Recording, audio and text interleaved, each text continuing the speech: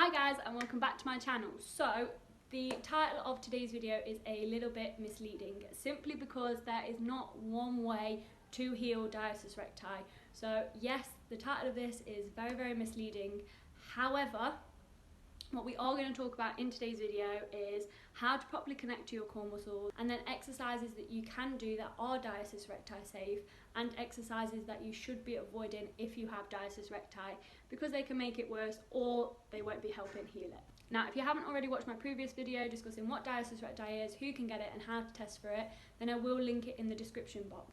And when you do the test in that video, you want to feel how many fingers width your diastasis recti is, how deep it is, and you want to see what your connective tissue feels like. So when you press down, does it feel hard or does it feel soft and squidgy? And that is going to tell you a lot about the severity of your diastasis recti and whether it can be healed or not. And if you are unsure, then I would advise going and seeing a proper medical professional who can help you further understand your diastasis recti and what you can do to improve it or make it better.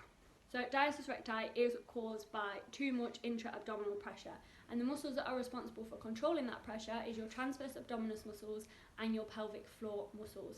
Okay, now your transverse abdominal muscles are your deep core muscles, and they come from the back all the way around to the front, and they act like a corset because they pull your core in from all different angles. And then your pelvic floor muscles come from your coccyx all the way around to the front to your pubic bone, and I'm going to do a whole separate video on your pelvic floor muscles, how to connect to them, so keep an eye out for that one. Today's video is just going to be about connecting to your transverse abdominis muscles, just so that this video isn't too long.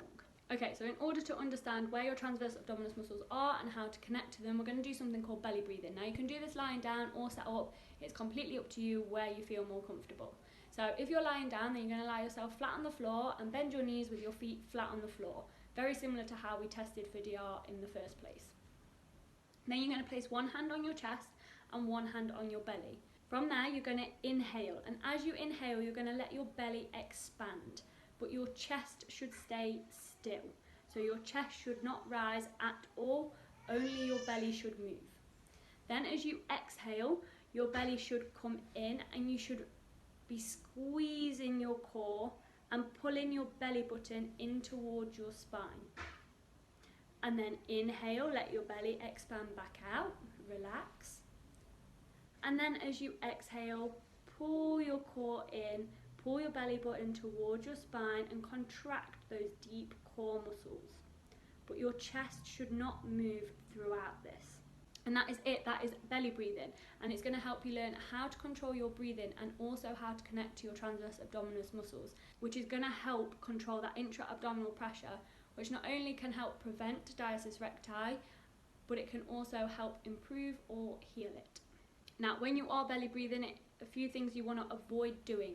You don't want to be tilting your hips, so you don't want to be rocking your hips forwards and backwards as you are breathing. Everywhere should be completely still except for your belly, and you also don't want to be tensing your bum. The only thing that should be tensing is your core muscles. That is it. So everywhere else should stay completely relaxed except for your core. Now the ideal progression to this is to connect to your pelvic floor muscles at the same time. So as you're performing your belly breathing, you would also be doing a Kegel so that you're connecting both your transverse abdominis and your pelvic floor muscles at the same time. But like I already said, I'm going to do a whole separate video on your pelvic floor muscles, so just keep an eye out for that. So like I mentioned at the start of this video, there is not one way to heal diastasis recti. There's no specific moves that will help heal it. And anyone who says that there is lying to you, okay? Yes, some moves are definite no-goes and you should not be doing. We will touch on those in a second. And yes, some moves are diastasis recti safe, but they will not necessarily heal it, especially if you do not know how to properly connect to your core.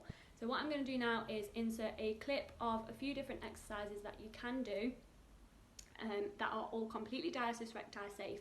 The main thing I want you to take away from each of these exercises is that I am connecting to my transverse abdominis with each rep. So that is what is initiating the movement. I am not just moving my legs or my arms.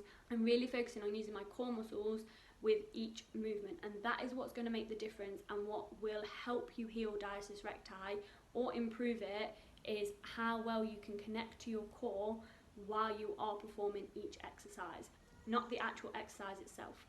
Now, what you will notice is that all the moves I'm sharing with you today involve me lying on my back or on my side. And this is just because it is easier for you to control your intra-abdominal pressure on your back or on your side than it is when you are on your front facing towards the floor. When you're facing towards the floor, gravity is completely against you and it makes it a lot harder for you to control that intra-abdominal pressure. And that means you want to avoid things like planks, press-ups, and any other exercise that involves you leaning over and facing towards the floor. You also want to be aware of this in your day-to-day life. So when you need to pick something up onto the floor, rather than leaning over and bending forwards, try and squat down instead, just so that you're not making your diastasis recti any worse. And that completes this video. I hope that you guys did still find this very informative, even though the title was very misleading. I hope that you found some things to take away from it to implement into your day-to-day life and into your core exercises so that you can help your diastasis recti.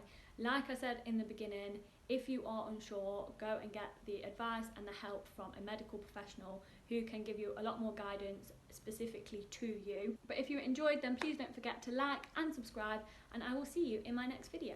Bye!